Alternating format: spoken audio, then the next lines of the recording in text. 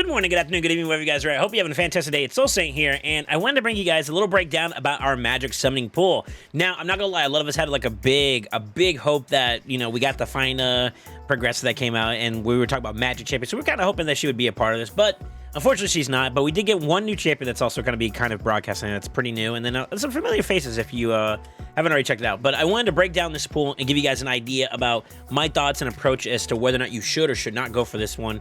Some resources you can get along the way to kind of be able to participate in this Prism event, and whether or not if it's worth spending, you know? So with that being said, let's break it down. I'm going to start with the epics. And as always, let's go ahead and before we precurse everything, kind of say this. The legendaries and the epic pool, it's basically a 94% epic, 6% legendary split, so very close and reminiscent to what you experience for a sacred shard in terms of the summoning chance. I don't believe there is actually a mercy system set up with this one, so we actually are pretty good to go for that one. But nevertheless, let's go ahead and break it down. All right, so first on the list, we have Aishma. Aishma is a champion that a lot of people are going to either want to get for fusions, basically, for the most part. And I'm actually going to be doing a breakdown video on some future content. I'll go ahead and tease a little tiny bit for you guys. I think this was brought to you by Taraku, so big shout out to Taraku. But there may be some new hard conditions that may require some specific champions to be able to participate in. And amongst them, for the Knight's Revenants, is going to be poison debuff. So I have her on my peeping out list in terms of like as an option, because I believe her A1 does place poisons, as well as has a little bit of like a healing circumstance for her to be also able to live and survive. So that is kind of one that I was keeping my eyes up, but for most part, everybody kind of knows of Aishma as one of the epics required to be able to fuse towards the progression of Mikage. You know, one of the permanent fusions that's available for every account at least one time. So, the very least, you got that going for her if you got that as an option. Is she worthwhile going for the purposes of poisoners? And that'll be for a different video. Now, with that being said, Allure, kind of one of the first precursor or epics that are really known for being good, not only in Fire Knight in terms of being able to keep turn meter down against the boss, but also for like Dark Fae and some other areas in the game, and she's held up pretty well. Actually found some success with her in Sin City 2 as well, in terms of like talking about restrictions. She's a great champion that offers a lot. Good damage, good turn meter control, good CC in general, actually, believe it or not, with her A2. So, is this champion a good one to add on this list? I think for an epic, yeah. It was actually one of the go-tos that I would say like any account could benefit in terms of progression pretty progressively with her in mind. So, definitely a W. Cornelia. Cornelia is going to be our epic here in terms of being able to be a sleep champion. This is good for maybe if you want to set up champion for Sand Devil as your sleep option. I believe she just straight up sleeps on the target. It's you basically 80% chance, and it bookable up to 100% chance, which is pretty good, even at base form, and of course as you go along. So it's not bad at all. And she has an aura, which is in all battles by 18%. Not too bad. There used to be some other comps that she was pretty well known for, in terms of like solo or a very niche unorthodox kits, but I think they kind of changed some of those sets, so she no longer has that. But maybe for your champion to control in terms of Faction Wars, or maybe even as a Sin City staple, there's obviously an option there. She's a little bit lower in terms of value. However, Creodin, our next epic, is going to be a really good champion. He actually is known for being one of the epics that could contend against Fire Knight hard, with his A1 and his A2 being freeze, being able to control the waves with the A2 as well as with the A1, being a multi-hitter, which is great for bringing down the shield for the boss. And then, of course, on top of that, increased speed, turn meter on top of that is nothing to scoff at. You know, this champion does a lot. He also gets a little bit of turn meter on top of that whenever he freezes somebody, so there's obviously a lot of value for him. Yeah, I used him when I was progressing up for the first time, and I think he was a really great contribution, and as well as that, pretty good for some specifics they just talk about Fire Knight and Sin City, so, you know, great contribution overall. And Dahlia, another champion that I believe is a prerequisite to the Mikage permanent fusion on your account. A1 provoke, as well as a decreased attack against all enemies that's bookable up to 100%. So not too bad. 3-turn cooldown too is not too bad either. But outside of that, though, it's pretty much all about like her counterattacking against enemies that are under decreased attack. That's pretty much the main value to allow her, enable her to maybe to control a little bit more. Not too top of the line. I don't think I even have one built on my account, but I would use it for that fusion for Mikage for sure. So you got at least two options already that are kind of like screaming towards like, hey, if you need this for that fusion, it's there, you know? Hotatsu, on the other hand, I actually had some big success with him, not only because of the fact that his A3 gives you that continuous heal and the increased defense, but he has an AoE decreased attack and a leech. Now, he is a bit of a reader. He is hard to CC too as well, I believe, with his passive being very resistant. I think it does go on a cooldown at least for a couple turns once you do basically remove that. But it makes him kind of a little bit of a powerhouse to kind of maybe circumvent some of the control that you would normally go against. And so sustain built in is pretty nice too as well. He actually can pack a decent punch if you haven't built up well enough, obviously. But besides his design, though, that's pretty much what he has to offer. So nothing too bad. I think it's a solid option. Not something you have to go overly out of your way for, but if you do have him, you're not complaining. Then we have Juliana. I think she's a partner with Romero, I believe, if memory serves me correctly. Yep. Has a random attacks one enemy, removes all buffs from the target, and has a chance of placing that HP burn. Now, she is a bit of a reader. She also has increased crit rate and places poisons on the target if it does crit. And then, of course, she will also ignore defense if Romero's in play. And then, of course, she actually has a critical hit feature where if she crits, she also fills her turn meter with her A1. It's a 2-hitter, so it'd be like a 20% gain. And then, of course, or arena battle crit rate. So a little bit less value in terms of like a champion that's a little bit more dated. Really cool design. I've never been really fond of like the whole Romero Juliana talk, so like that might be something that you guys are like, it's like, yeah. I wouldn't go out of my way for this champion. I'll be honest with you. But if you have it and you built it, cool. No problems there. Then we have Kellen. Now, Kellen, I've heard some cool stuff about when it comes to his turn meter manipulation, as well as decreased speed with being able to do a lot of damage from himself, as long as I think he's predicated upon Veil. Yeah, so he has to be under a Veil buff, which he does give himself when he A2s.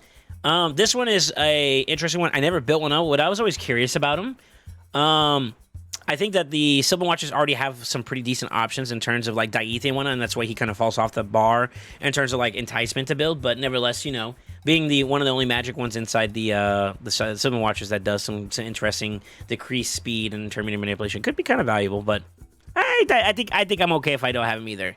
Now, we have Lockwing, which I believe is one of the epics that's also a part of the Mikage Fusion. So you kind of see a lot of Mikage permanent fusion-themed champions that you can acquire for that. He's one of them, I believe, if memory serves me correctly. And to be honest with you, I really don't see him as much of an option outside of that. Maybe he does have some decent multipliers. Maybe you guys can let me know in the comments below. But yeah, he has a chance to removing at least one buff from all enemies, and of course he has a ignore shields aspect, so there may be a bit of a pack-a-punch here, as well as his accuracy increasing for each buff on the enemy. But more often than not, you kind of want to control the fight before they get to that point where it's like hard to control them. And I kind of feel like as an epic, he's like, it's all right. You could probably do without him too as well. So nothing too overly crazy, but nevertheless, he is an option. Maybe if you want to go for these three for the Mikage Fusion, that might be something of an enticement. Now, on the other hand, Miscreated Monster, and I think he's going to really shine coming into these next couple of days with being able to control the enemy as well as like stunning, shielding, protecting your team. This guy kind of has a little bit of everything, and I think he's going to still reign supreme in a lot of options here. So, for an epic, pretty solid. I think a lot of people have used him as a way to kind of like stun and control like spider teams early on when he first came out. And nowadays, even with like content for like Sin City, you still see him pop up from time to time in certain restrictions where he's able to like be a big powerhouse control or be a big powerhouse in terms of being supportive. He does have that ally protection, healing himself, as well as being able to put a shield on everybody, which is pretty strong based on the damage he inflicts. So you kind of benefit from going aggressive in terms of damage, but also still supporting your team at the same time. Very, very solid champion. I'm happy I got one, and he does pretty well. Seeker. Now, for my early progressing accounts, if you guys are looking for options to help enable you to get that clan boss team off the ground, Seeker is known for being one of the best, if not one of the best, maybe, turn meter boosters with his A3. That grants him an extra turn, which allows him to cycle pretty quickly back to it, along with the Provoke on his A1. Now, the Provoke is something that a lot of people don't really lean aggressively towards. It is spammable, so there is still some, like maybe Hydra, if you're early on and you're looking for a Provoke option, this guy could maybe do it for you. But that turn meter boost is what really like shines in his kit. And he does a little bit decent damage, all things considered. So, if you're looking for that clan boss team, he may be a pretty great staple. I think as you progress early or later on into your account, you may see less need for him. So he does have a little bit of a shelf life on it, but nevertheless a strong contribution, especially if you're looking to get off the ground. Now, with that being said, someone that holds up pretty well across the board, whether that's Faction Wars early, maybe even later on, and Sin City, to name a few spots, this guy has a lot to offer. If you're starting off and you're looking for a solid support for Clan Boss, this guy has a revive with shielding as well as a heal that gives increased speed. And then he spot checks the team with increased defense depending on someone who has the lowest HP. As well as damage decreasing the damage received by allies with 50% HP or less by 10%. So, a lot of mitigation, a lot of support through and through for the orcs, besides like Raka, who's a legendary. As an epic, this guy's very solid. And I actually would say, all my homies love Tag War, so he's pretty good. He's pretty good. Now, we're getting down to the last four of the list, and these are pretty solid ones. Taragi, known for being a decreased attack and more predominantly a provoker that has a chance in scaling increase the more debuffs that are on the enemy. But one of the big kickers that makes him very valuable is his ally protection that provides a shield to himself, as I believe. No, it provides it to all enemies except himself, excuse me. And then the ally protection and the reflect damage. And of course, his healing will also kind of coincide with the fact that there's HP debuffs that are poison debuffs that get placed on the enemy, which comes from his passive, which is pretty good. This is a very solid champion. It's one of the epics I would say like early on for Faction Wars, as well as maybe even for early spots in Hydra. He's a great contribution. As time has gone by, I would say that he may circle back again with Faction Wars hard mode, but more importantly, he still holds up pretty well. He's a pretty decent. There's some niche teams that exist out there that he may be a part of and may be able to contribute towards. So I think this guy is definitely worth building. You are right. He is definitely worth building, at least one of. Now we have Ultimate Gallic. Now this one is probably one of the ones I would say off the rip is probably just dated from when he's come out to where the game has gone from his release. His ally burn or HP burn, being able to apply it on multiple targets is conditional to him being able to have increased attack in play, I believe. And then on top of that too, his HP burns are not a guaranteed 100% chance. So it's a little rough in terms of trying to rely on him initially, but he does have that possibility if you don't have any other options. But I will say this one has an extreme shelf life. The moment you actually have someone like a Mordecai, or if you want to go even further, like with legendaries or mythicals, Gizmak or Sophirion as a legendary, or even the upgraded Supreme version of him, he just falls off. I hate to say it, but nevertheless, a option for HP burn if you're looking for something to get started. Still pretty solid, especially for Spider early on, and even for hard mode as you go along down the road. Now, someone who still holds relevance in terms of a support utility champion in Hydra is Ugo. A1 leech, as well as a block buff and decreased defense, and a spot heal that removes at least one random debuff, including heal reduction. And then, of course, heals, and if he's the only one alive, he keeps himself block damage, as well as the opportunity that this A3 revives everybody and gives you basically like a second win sort of approach. Very, very solid champion. I think this is going to be one of the ones I'm going to rely on going into Faction Hard modes, which we'll do a breakdown for each of those as we go along. Going to be very, very solid as an option if you're looking for something to kind of contribute towards that. So more so my early mid games, you guys hear these references. It's kind of more so for you. Late game, end game, we have a lot more variety as an option, and maybe even some better quality life options. But nevertheless, solid champions to always get the ball going. That's how you get there. You know, these epics will carry you all the way up into the point where you no longer need them. So you definitely want to invest into the good ones. And Venomage is one of them. Her A1 has a chance of activating, I believe, poisons up to at least 2 of them, and also increases or destroys the max HP by 70% of any target that is under heal reduction, which her A3 does, along with the poisons that are put on them. But not to fret, if you're looking for just raw damage output on a singular target, Venomage could also assist with that too as well, putting decreased attack and decreased defense on the target, and of course has a damage mitigation. So if the enemy's under heal reduction, you're going to take 15% less damage, because they do inflict less. So a very solid option. Some very niche situations where she could be like a solo poisoner. I've used that as a staple option with regen and whatnot from her a couple times, but nevertheless, solid options. I think so far I give this like a B, depending on where you're at in the game in terms of like this overall magic summoning pool for epics. If you're early and you're progressing, you're trying to get closer towards Mikage, there's 3 solid options in there that I can count of that are really good. And then of course some staples here and there that contribute to some specific key areas of the game to help you progress. Obviously, my in-game, my late-game players, you guys are not so much interested in that. Y'all want to see some yellow, and that's where we're going to go to next. This is where the big bulk of this video is going to kind of knock it down towards, and I'm going to break this down a little differently. Early game, mid-game players, you probably will appreciate anything you get on this list, especially if you're looking for niche and specific options. When it comes to late-game and end-game players, you guys are going to look for specific versions of these champions or specific choices. So what would I say are big ones? Well, Armand's is probably like a big one. I would say even Rotos is a big one for in-game progression or pushing for competitiveness purposes. Whether you're looking for empowerment or maybe even faction guardian options, late game, in-game players, you're going to be looking to encourage that. So let's do this down really quickly here. Looking at our options, I see 2 undead. I see 2 demons. I see at least 1 elf, 1 high elf. There is 1 dwarf, 1 skinwalker, 2 Sylvans, 2 barbarians, and 1 lizard, it looks like. And this is the newest one with Karen. We did a breakdown on the champion in the patch notes when we had first reviewed it. So if you guys haven't seen that, you go take a look at that and you'll kind of get some idea. Now, I'm going to kind of skim through this pretty quickly just so you guys can kind of get like a gist of what these champions do if you're unfamiliar with them. But for the most part, I'm pretty sure most experienced people are kind of very, very attached to this game. You kind of know what these guys are. So Armand's a turn meter reducer. He steals turn meter. Also has the poly on an ability. I think he's the first one that is able to poly a champion by targeting them and playing this for my next trick ability. He also has a passive that whenever someone who is in sheep gets out of it, if it's whether the poly or through his A3, he actually gains something in addition to that. Increased speed by area for arena battle by 28% is very strong. Only subpar to 30%ers and above in terms of like people that would have it in terms of aura. Very solid champion. Is probably still a problem in today's meta, although he's becoming more and more easier to manage, and even then it's still kind of an annoying battle to deal with.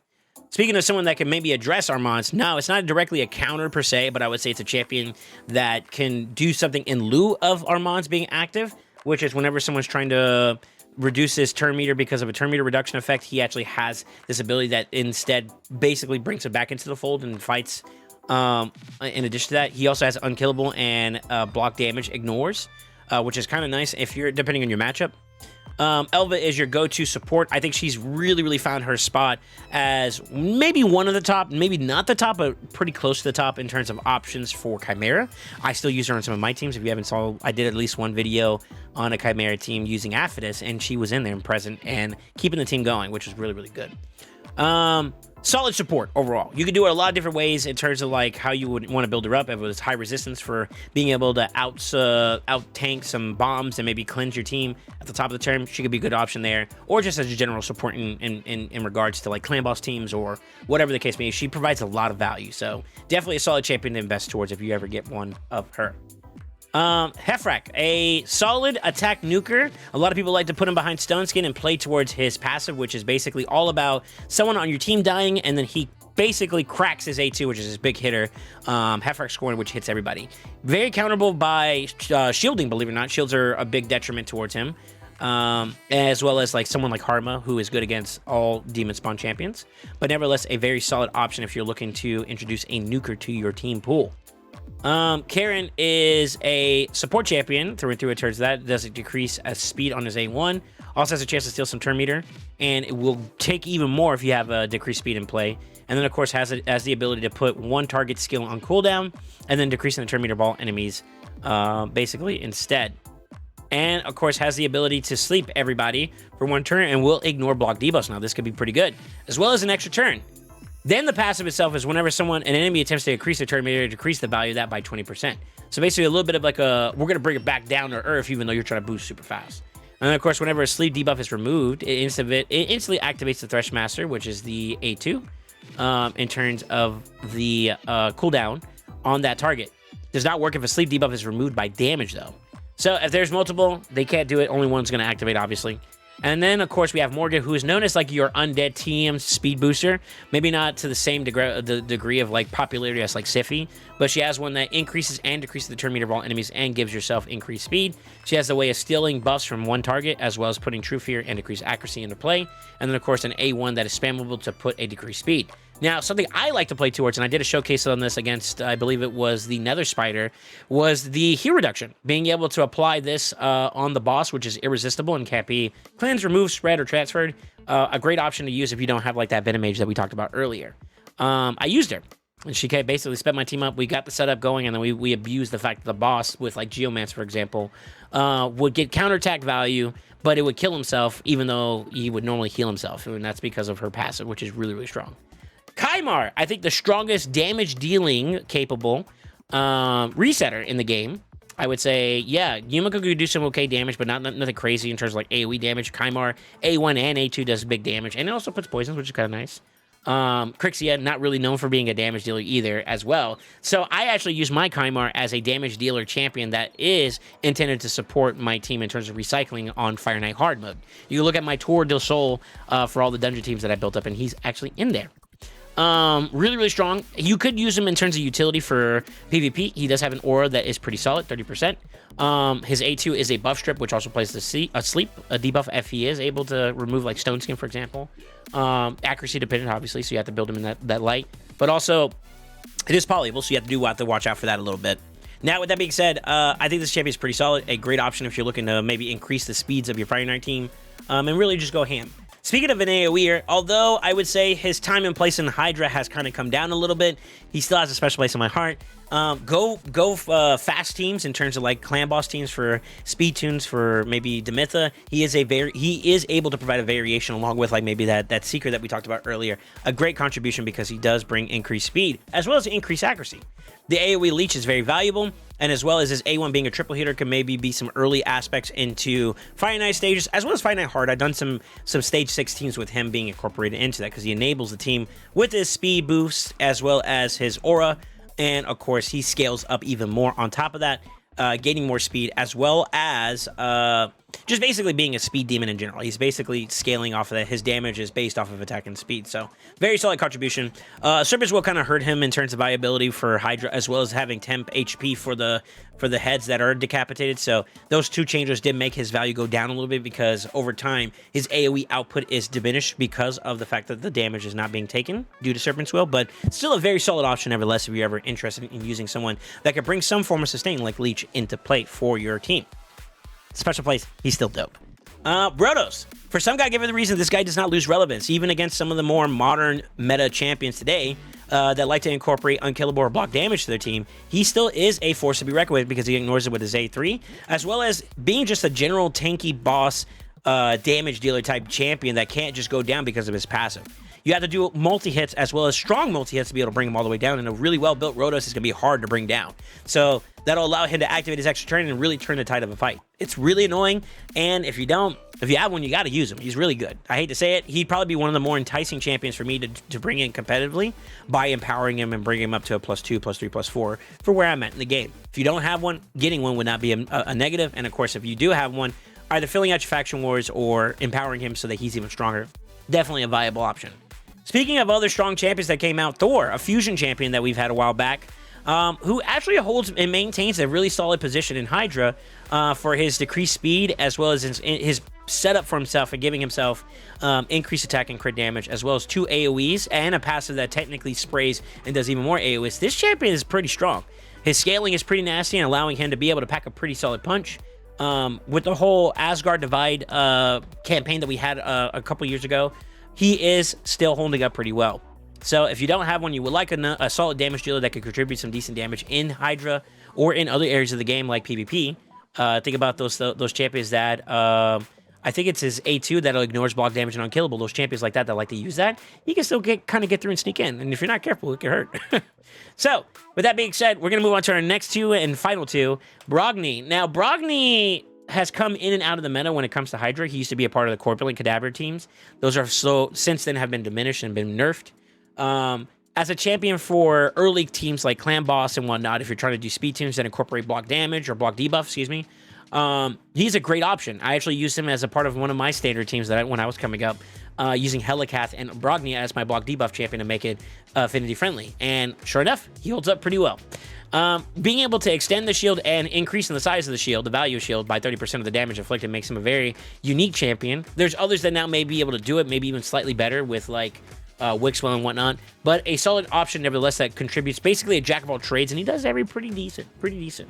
A healer, a shielder, a buffer, a protector, a damage dealer, a stripper with the A2, buff stripper, and an extender, to believe it or not, I believe it is. No, he at least removes the debuff from allies and then removes one random buff. So it's a buff stripper and a cleanser. There it is. That's the word I'm looking for. Very solid option. A little bit more power creep nowadays in terms of like stuff, but I think he's still going to find his relevance in certain situations, certain niche scenarios. So definitely a strong champion. And then, of course, our last one, which is going to be Arthurion, Wallmaster Arthurion. He's an AoEer on both his A1 and his A2, and his A3 is a buff that sets him up because it grants an extra turn afterwards.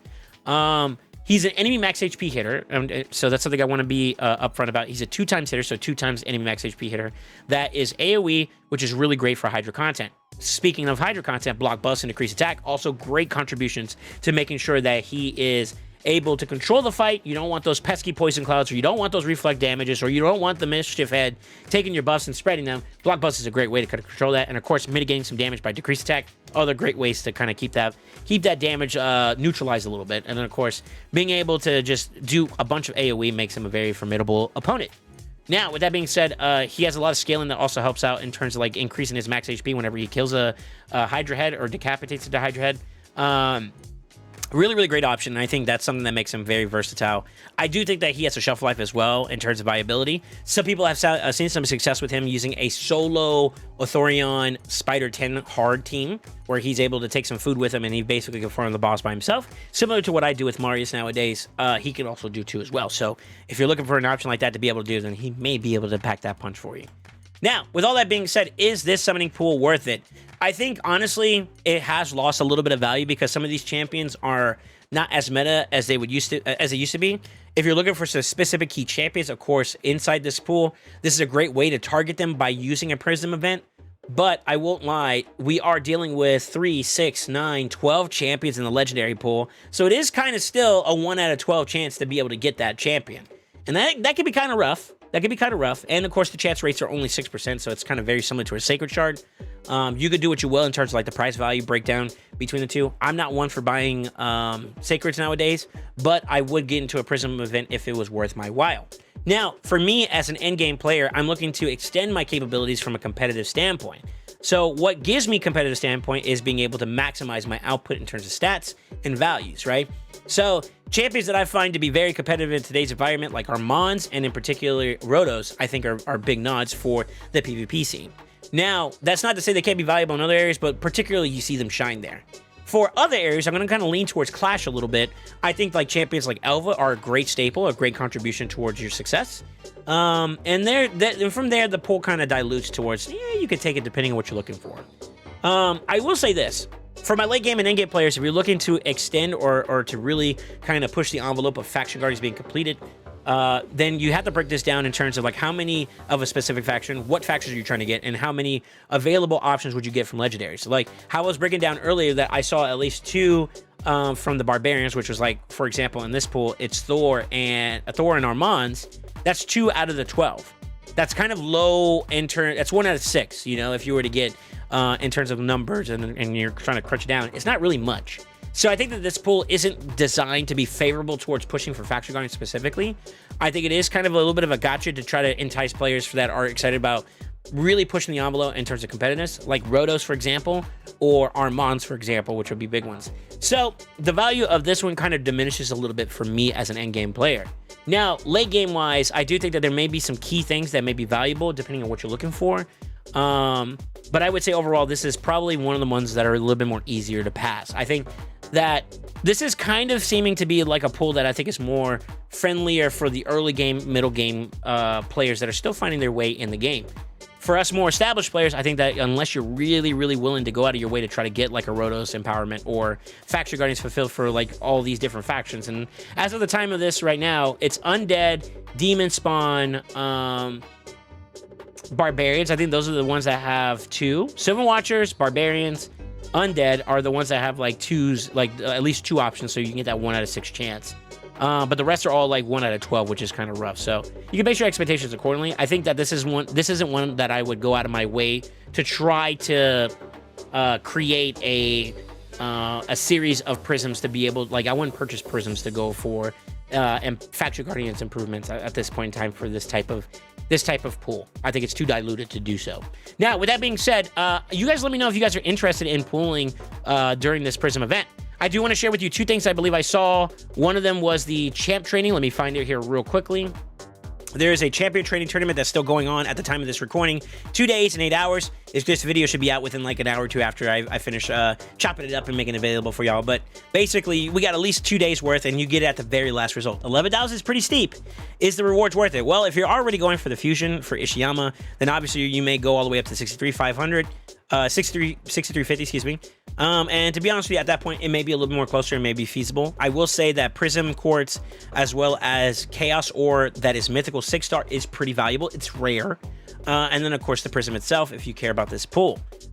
Maybe. I think that if you're not participating in the Ishiyama fusion, it's very hard for you to get involved with this already as it is. I'd probably abstain. I think I'm good. Now, that's not the only one. I believe they also have a Soul Chase that just popped up recently. This one is interesting. It's only 1,000 points. You could do the breakdown and rationalize it, but unless you're willing to pull like mediums or maybe even closer towards like Eternals, the likelihood of you getting some pretty big points is kind of small. It is RNG at the end of the day, so you could get anywhere from between 1 all the way up to 1,500 in 1 pop. It is possible. Not probable. I think you should expect your resources to be roughly in the 40s to to hundreds if you're gonna get kind of like give an average. And you know, the really bad pulls along with the really good pulls may net you somewhere in the middle. So unless you have a pretty good stash and you're willing to maybe pop to get to at least 1,000, I would say Words to the Wise is you're probably not going to go for it. I will say if I had to choose between the two, which one I would go for Prisms, if I were to try to focus on it, it probably would be the Soul Chase one. That one looks a little bit more realistic. As long as you have like a solid maybe 5 or 6 of the middles or maybe 1 or 2 of the big ones, then you probably could get it pretty easily. So I would say go with that information in mind. Is there anything else in this pool that's worthwhile? Obviously, energy is always going to be good for an account. Same thing with gems, which can be converted into energy. Maybe even some ancient shards, although I would kind of say no to that nowadays for where my account is at. Voids are still pretty good. The Prism event itself, if you want to try to shoot a shot at getting lucky. The legendary books, and then at the very top, the mythical book. Now, that mythical book is enticing, especially if you start getting a lot more mythicals and you're looking to maximize their kits and whatnot. This may be one worth going for. I won't lie. I might even think about it myself since the price point breakdown in terms of trying to get it is only 2,500. If I can get lucky and if I have the resources, then maybe. I would say right now it's kind of looking like I don't. So it's not probable, but you never know. Maybe, just maybe. We'll think about it. Now, with that being said, that's pretty much it for this Magic Summoning Pool event. I think it's good.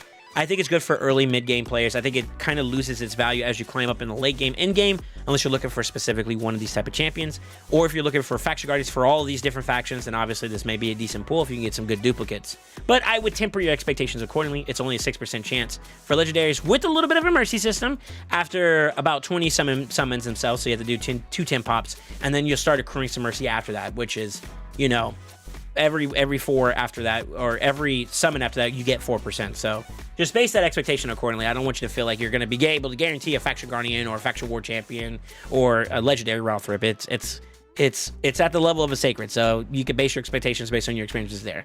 Anyways, don't forget to like, comment, subscribe, and let me know what you guys think about this pool. Are you guys going to pull for it? I really am curious. I think I'm leaning towards no.